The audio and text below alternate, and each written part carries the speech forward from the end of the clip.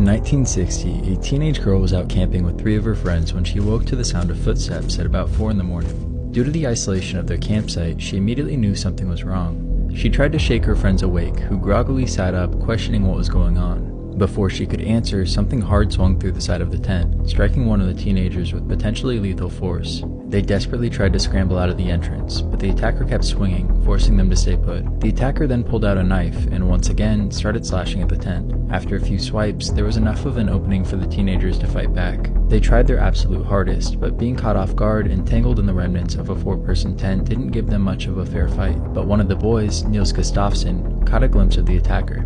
He was a man dressed in black with what appeared to be bright red eyes. Before he could get a closer look, the attacker struck him in the head and knocked him out.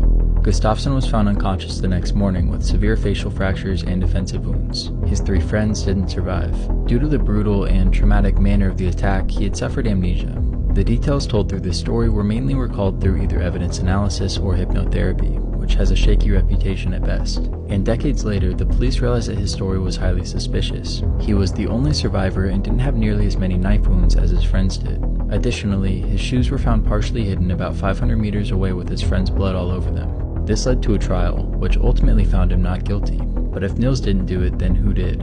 Well, one person noticed that in this photo of one of the teenagers' funerals, there appears to be a man who nearly perfectly matches the police sketch. Despite this, nobody could confidently identify him. One of the more interesting suspects was Hans Assmann, who reportedly visited a hospital the next morning with blood all over his clothes. Additionally, he was connected to another unsolved murder. However, he would later be proven to have lied about several major details of his life and had an alibi. Despite having several intriguing suspects, the police never conclusively found the killer.